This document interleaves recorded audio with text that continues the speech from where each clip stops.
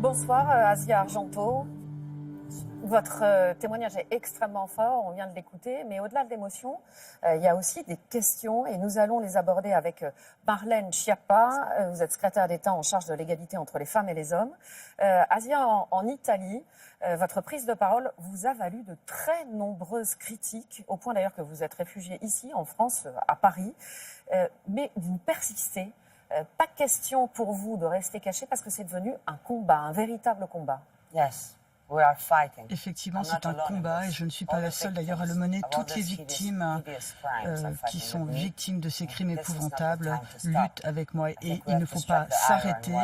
Je pense qu'il faut effectivement battre le fer pendant qu'il est chaud pour qu'on puisse vraiment faire bouger les choses, la manière dont les femmes sont perçues dans le monde, dans la société et sur leur lieu de travail également. C'est un combat extrêmement vaste, c'est un débat qui doit vraiment avoir lieu et qui est en train de se faire. Vous disiez même c'est la guerre. Effectivement, c'est la guerre. Absolument, c'est la guerre contre ces gens abominables qui font ce genre de crimes, qui doivent être mis derrière les barreaux. C'est la justice. Marlène Schiappa, j'imagine que le témoignage d'Asia Argento vous touche, comme nous tous d'ailleurs, il nous touche, mais que vous saluez aussi ce courage dont fait part Asia Argento.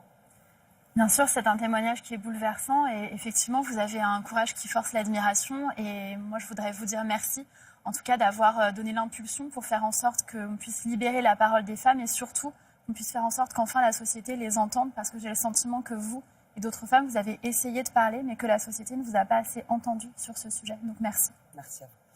Le combat que vous voulez mener à Asia, c'est aussi un combat judiciaire parce qu'il faut le rappeler, en France aujourd'hui, vous ne pouvez pas porter plainte. C'est-à-dire que vous avez été victime d'un viol à Cannes, en France. Le problème, c'était qu'il y a un tout petit peu plus de 20 ans et 5 mois. 20 ans et 5 mois, donc vous ne pouvez plus porter plainte et vous voulez faire changer les choses, notamment en faisant bouger la prescription. Yes.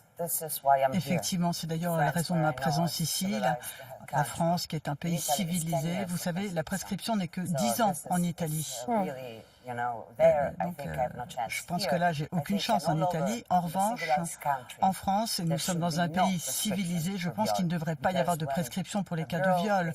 Lorsqu'une jeune fille est violée à l'âge de 7 ans, il faut qu'elle ait le droit d'aller dénoncer les actes, y compris si elle a 57 ans. Qui sait, comment savoir et pourquoi dire qu'on peut vivre avec ce traumatisme et que parfois il faut beaucoup de temps avant de pouvoir en parler. On ignore beaucoup de choses sur ce sujet, je pense. Alors, vous espérez beaucoup de la France. On va voir un de vos tweets. Vous l'avez écrit le 20 octobre dernier. La France est un exemple de civilisation pour le reste du monde. Je suis sûre qu'un changement révolutionnaire peut provenir de votre pays. Je me tourne vers vous, Marlène Schiappa. Que répondez-vous à Asia Argento?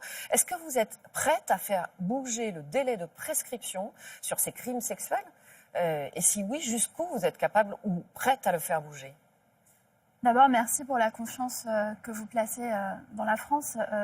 C'est à nous maintenant d'être à la hauteur de cette confiance. Effectivement, nous avons travaillé depuis plusieurs mois avec la garde des Sceaux pour faire baisser le seuil de tolérance de la société et pour assurer une vraie condamnation aux violences sexistes et sexuelles. Mais sur la prescription, en ce qui concerne la quelle est votre prescription, réponse? Pour l'instant, nous avons une piste de travail qui est d'allonger le délai de prescription pour les crimes sexuels sur les mineurs. C'est-à-dire ? Ça, c'est un engagement du président de la République, c'est-à-dire qu'actuellement, c'est de 20 ans pour les crimes sexuels sur mineurs et nous voulons l'allonger probablement jusqu'à 30 ans. Il y a une discussion qui est ouverte dans le cadre de cette loi citoyenne contre les violences sexuelles. Asia Argento, elle n'était pas mineure au moment où elle a été violée. Elle avait 21 ans. Et là, qu'est-ce que vous répondez sur ce délai de prescription-là? Il est aujourd'hui en France de 20 ans. Certains demandent qu'il soit allongé à 30 ans. D'autres demandent qu'il n'y ait plus du tout de prescription. C'est même ce qui est recommandé dans un rapport qui vous a été rendu vendredi dernier. Absolument, le manifeste de Muriel Salmona.